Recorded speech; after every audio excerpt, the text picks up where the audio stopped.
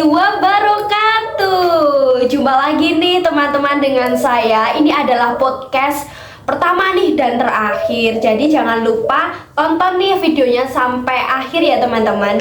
Oke, di sini saya Fitri Wulandari sebagai host di podcast BBS, yaitu Bincang Syariah. Oke, kali ini saya akan mengundang narasumber yang fenomenal nih teman-teman, pastinya. Nah, di sini saya akan membahas fenomena yang ada di masyarakat yang sangat menarik untuk kita ulas bersama. Langsung saja kita panggil Mbak Aisyah Marfuatun Sholihah. Oke, gimana kabarnya nih Mbak? Alhamdulillah Mbak Fitri baik. Kalau Mbak Fitri sendiri bagaimana kabarnya nih? Ya, kabar baik selalu menyertai Mbak Ais. Alhamdulillah. Oke Mbak Ais, kali ini kita akan membahas mengenai gadai syariah ya Mbak Ais. Tentu kita tidak asing ya Mbak Ais ya, gadai syariah gitu. Oke. Yang Mbak Ais ketahui nih, sebenarnya itu gadai itu apa nih Mbak Ais?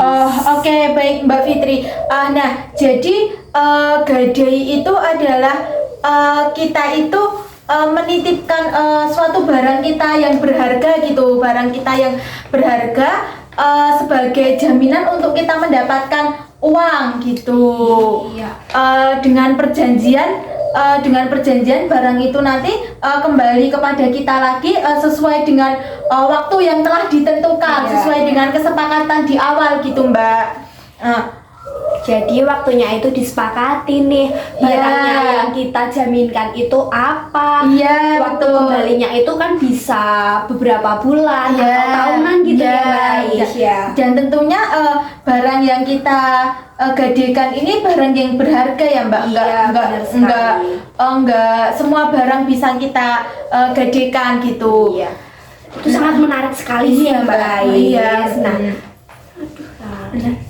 Iya, jadi gadai ini bisa gimana ya Mbak, alternatif kita gitu loh. Iya. Alternatif untuk kita mendapatkan dana tambahan Dana, gitu. Jadi iya. apabila kita mendesak dan kita itu butuh dana yang sangat lumayan lah gitu ibaratnya. Jadi di gadai ini bisa menjadi jalan alternatifnya ya, gitu Mbak. gitu, Iya. iya. Jadi misal kita mau modal usaha nih Mbak, jadi kalau mau modal usaha nih modalnya uangnya itu misalnya kurang gitu. jadi ya. kita nggak perlu nih menjual barang berharga kita. Kalau kita nanti menjual barang berharga kita untuk tambahan modal usaha, kan barang itu nanti tidak kembali ke kita gitu Iya, ya Mbak. benar Jadi sekali. kalau dengan kita mencari tambahan modal itu dengan kita menggadekan barang kita yang berharga, kan barang yang kita gadekan nanti bisa kembali lagi ke kita gitu Mbak. Iya. Jadi gadai ini adalah jalan yang sangat alternatif untuk mendapatkan dana tambahan gitu. Iya. Itu kan gadai secara umum ya Mbak. Iya. Kalau di Islam itu sebenarnya gadai itu seperti apa? Apakah diperbolehkan atau diharamkan atau bagaimana nih Mbak Ais? Oke, kalau gadai sendiri dalam Islam ini ya teman-teman, gadai ini praktek dalam Islam ini gadai itu diperbolehkan ya, memberikan pandangan yang komprehensif yang menjelaskan kepada umatnya itu untuk saling membantu gitu ya Mbak. Jadi gadai ini dalam Islam itu diperbolehkan karena ini sangat membantu antara sesama gitu, sangat membantu. Termasuk dalam kegiatan ekonomi, contohnya sebagai modal usaha gitu, jadi sangat membantu. Jadi ada tolong menolong lah ya, tolong sesama. Iya gitu, betul. Kemudian nih Mbak Ais, tadi kan ada barang jaminan ya. Ya. Itu jaminannya itu seperti apa nih? Apakah dalam bentuk barang atau jasa atau gimana nih Mbak Ais? Jadi jaminan tuh dalam Islam ini juga diperbolehkan Mbak. Iya. Jadi sama seperti gadai tadi. Nah, gadai tadi tentunya gadai syariah juga ya. Nah, sama dengan gade jaminan ini dalam Islam juga diperbolehkan. Nah, dalam Islam sendiri itu jaminan itu ada dua. Iya. Yang itu, Mbak pertama itu ada jaminan orang, yaitu kalau dalam bahasa Arabnya itu namanya kafalah, Mbak. Iya. Kafalah. Itu bahasa Arabnya ya. Ya, yang lebih familiar. Ya, karena Islam. kita orang Islam Benar jadi sekali. tidak terlepas dari yang namanya bahasa Arab gitu Iya, ya, Mbak. iya, Ya. iya. Yang kedua itu ada jaminan harta benda kita. Kalau dalam bahasa Arabnya itu biasanya disebut dengan rohon gitu, Mbak. Nah, rohon ini terjadi saat seseorang itu menggadaikan barang itu sebagai jaminan utang yang dia ambil gitu, Mbak. Nah, rohon inilah yang nama lain dari gade syariah gitu, Mbak. Iya, Ya. jadi jaminannya itu ada dua ya secara Iya, umum ya. iya, Mbak, Yang ada. pertama itu ada kafalah, Kafalah, kemudian ada yang kedua itu ada rohon. Iya, gitu. betul Nah, sekali, Mbak. Nah, berbicara mengenai jaminan ya, Mbak ya. Biasanya itu masyarakat itu kalau datang ke pegadaian itu biasanya pakai jaminan apa? Barangnya itu seperti apa gitu? Ini saya kira Mas tahu. Jadi jaminan biasanya itu barang ya, Mbak. Biasanya kalau masyarakat itu sering menggunakannya emas ya, Mbak. Mengapa sih masyarakat itu sering menggunakan emas untuk barang jaminan? Karena dari mereka itu menganggap ini adalah aset yang stabil gitu, Mbak. Iya. Jadi memiliki prospek investasinya itu cenderung lebih tinggi. Jadi Iya. setiap waktu itu harga dari emas sendiri itu bisa Cenderung naik ya, Mbak, Mbak, ya. cenderung Iya. naik. Jadi investasi emas itu biasanya Lebih menjanjikan. Ya gitu. Iya. Iya.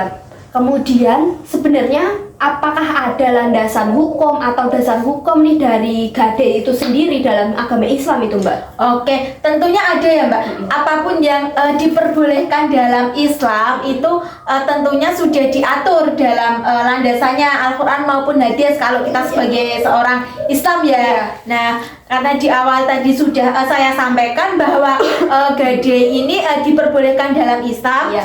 Jadi landasan hukum atau dasar gade di sini itu ada dalam Al-Quran maupun hadis yang memberikan arahan bagi pengelolaan keuangan yang sesuai dengan tentunya sesuai dengan prinsip-prinsip syariah Islam gitu, Mbak. Jadi pegadaian itu berjalan ada pedomannya, Ya, Mbak. tentunya Jadi, ada. tidak ada delujus Ya, gitu, ada jadi pedoman ada dan prinsip pedoman. dari syariahnya. Ya, gitu. jadi kita menjalankan apa-apa itu sebagai seorang muslim tentunya kita punya pegangan ya, teman-teman. Tentunya kita punya pegangan, jadi kita nggak bisa jalan dengan ngalor ngidul ngetan-ngulan sendirinya. Tentunya kita punya pegangan gitu. Jadi gade syariah itu sudah sesuai dengan prinsip-prinsip syariah Iya, yang betul. berlandaskan dengan Al-Quran Al-Quran dan maupun Al-Hadis hadis, gitu iya. ya, Mbak, ya. Menarik sekali nih Iya. teman-teman. Kemudian tadi kan sudah ada landasan, kemudian Iya, barang jaminannya, ada pengertian gadenya itu sendiri. Kemudian kapan sih gade itu mulai ada di Indonesia itu, Mbak Ais? Oke, jadi gade ini sebenarnya sudah masuk ke Indonesia itu sebelum waktu penjajahan ya, sebelum penjajahan udah masuk di Indonesia ini. Lama sekali ya, Iya, Mbak udah Ais. lama. Padahal Indonesia itu merdeka tahun 45. Iya. Ini udah tahun 2024 dan gade itu masuk Masih ada. sebelum penjajahan. Iya, Udah itu udah lama banget. Oke. Yang pertama itu pada masa penjajahan Belanda, Mbak, itu mungkin sekitar tahun 1600-an ya, 1600-an sampai 1945 sebelum kemerdekaan tentunya. Nah, pada saat itu pegadaian itu masih kayak bersifat tradisional gitu loh, Mbak. Tradisional, Belum kompleks gitu ya, Mbak, belum ya. Masih sederhana. Ya, masih sederhana, masih bersifat tradisional yang muncul di Indonesia, dan itu pun sebagai bagian dari sistem keuangan kolonial Belanda itu Belanda. sendiri, Mbak. Jadi gitu. Terus selain itu pada masa itu digunakan untuk memberikan pinjaman kepada masyarakat dengan jaminan barang berharga gitu Mbak.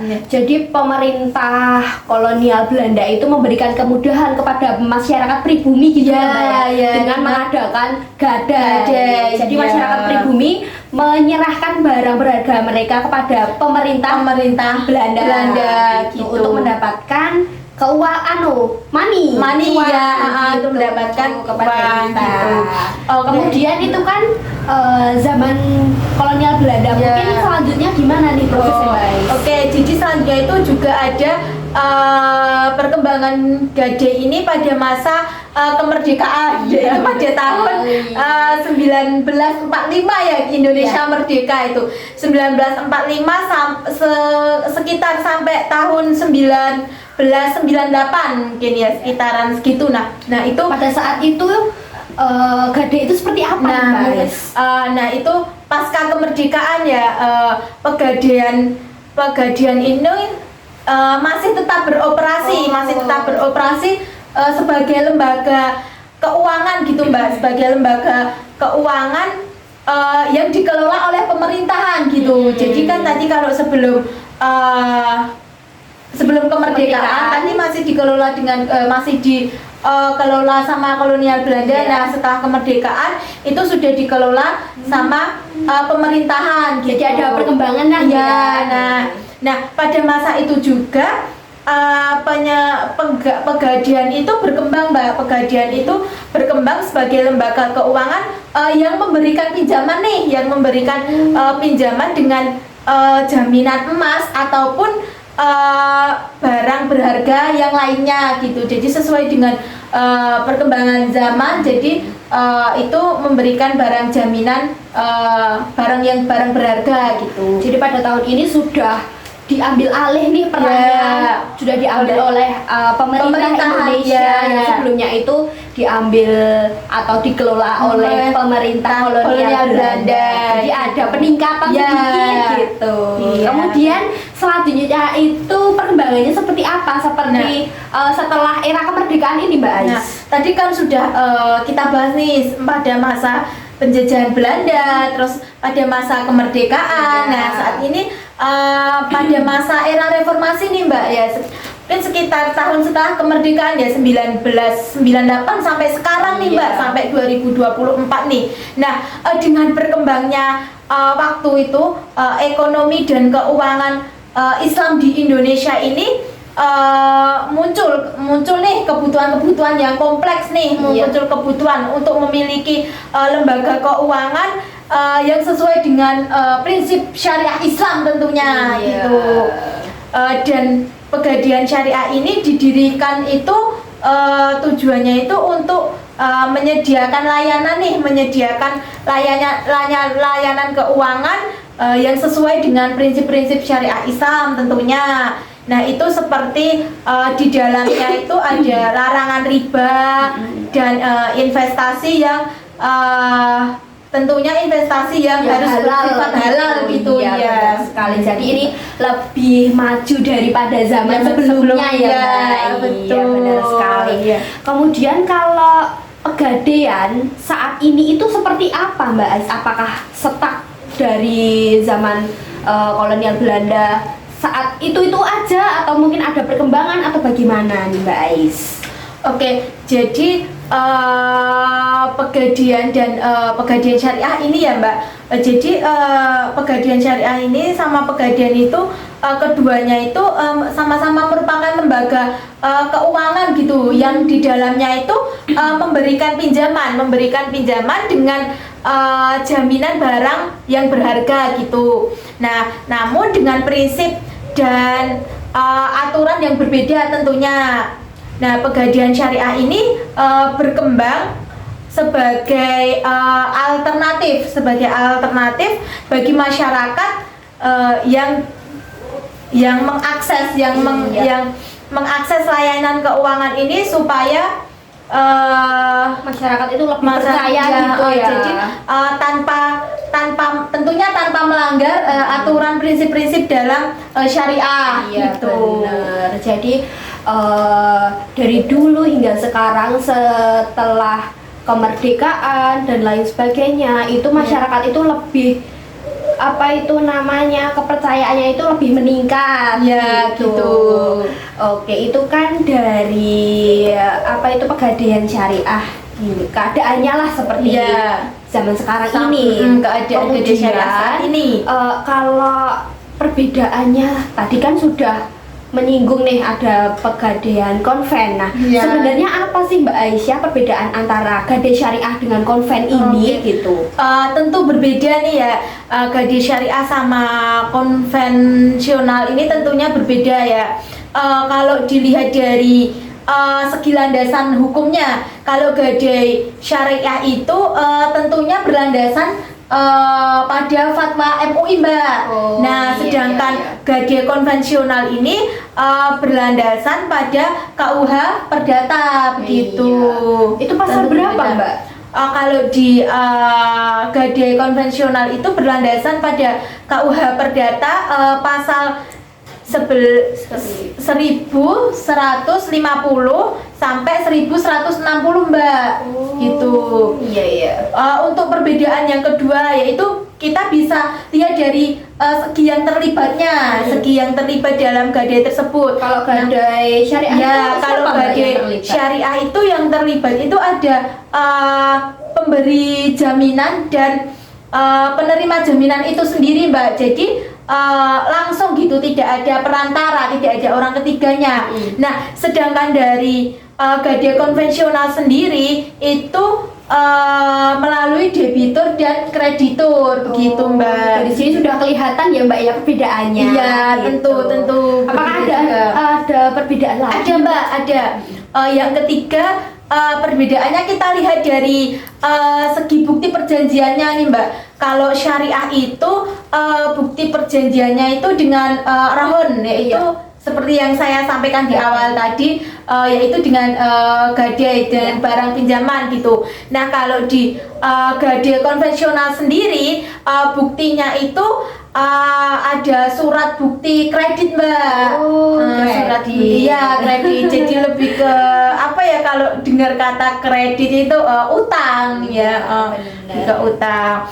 Selanjutnya ada lagi nih Mbak, kalau yang keempat kita lihat dari segi metodenya. Jadi kita lihat dari segi Gimana, Mbak, metode gadai ini juga berbeda Mbak antara syariah dan konvensional. Kalau dari gadai syariah sendiri metodenya itu yang digunakan itu adalah metode akad rahun dan ijarah Mbak. Sedangkan di gadai konvensional itu yang dipakai itu salah satunya adalah perjanjian kredit gitu. Kalau konven itu gimana Mbak? Yang tadi yang perjanjian kredit ya Mbak ya. Iya. Kemudian apakah ada perbedaan lain Mbak? Gitu. Kalau kita mungkin ini yang terakhir ya Mbak, mungkin yang paling menonjol ya antara konven sama syariah, yaitu kita lihat dari segi keuntungannya. Kita lihat dari segi keuntungan pegadaian itu sendiri. Kalau gadai syariah itu keuntungannya itu dari biaya simpanan itu Mbak, dari biaya simpan dan pemeliharaan barang gadai tersebut gitu. Nah, jaminan tadi ya. Sedangkan di gadai konvensional ini tentu berbeda, yaitu keuntungannya itu bisa dari bunga Mbak, dari bunga pinjaman. Jadi kalau kita orang syariah nih ya, kan tadi di podcast BBS Berita Syariah ya. Jadi kalau dengar kata bunga di syariah itu sensitif banget sensi ya Mbak, Iya. itu nanti masuknya ke riba gitu ya. Iya, benar sekali. Sedangkan kita adalah seorang Islam, seorang Muslim, jadi riba itu harus menjauhi lah. ya, menjauhi, dilarang ya, riba Yang itu kita dilarang cari dalam yang hal-hal yang halal aja. Iya, yang halal sudah aja. ada di Iya, syariah yang sesuai sudah dengan diatur prinsip-prinsip syariah. Karena podcast kita adalah bincang-bincang syariah. Iya, Jadi harus BBS ya, Mbak, ya. harus sesuai dengan prinsip-prinsip syariah gitu ya Mbak. Iya. Tapi perbedaannya cukup menonjol sekali sih. Iya. Cukup menonjol dan letak perbedaannya itu cukup signifikan ya, Iya, Mbak, ya? betul Mbak, betul. Mungkin ada yang ingin disampaikan lagi, Mbak? Mungkin cukup Mbak. Dari Mbaknya ada lagi mungkin yang ingin Cukup. ditanyakan? Sudah cukup sih, Mbak, cukup jelas banget pengertian dari penjelasan wawasan kita itu jadi tambah nih teman-teman gitu. Cukup ya, Mbak ya? Cukup. Iya. Demikian tadi podcast saya Fitri Wulandari dengan Mbak Aisyah selaku narasumber kita yang cukup fenomenal dan cukup menarik nih teman-teman. Mungkin itu saja yang bisa kami bahas pada kesempatan kali ini. Ini adalah podcast kita pertama dan terakhir ya, Mbak Terakhir, Aisyah. iya. Tetap semangat ya, Mbak ya, walaupun puasa. Tetap dong, tetap semangat walaupun puasa. Puasa ya. Puasa dong, puasa. Jadi dengan puasa itu tidak Tidak bukan menghalangi. ya, tidak menghalangi semangat Kita. kita untuk mengerjakan tugas nih, guys. Semangat. Gitu. Semangat. Ya. Oke, mungkin itu saja ya teman-teman dari kita. Apabila ada kekurangan maupun kesalahan kami mohon maaf. Akhir kata, wassalamualaikum warahmatullahi wabarakatuh.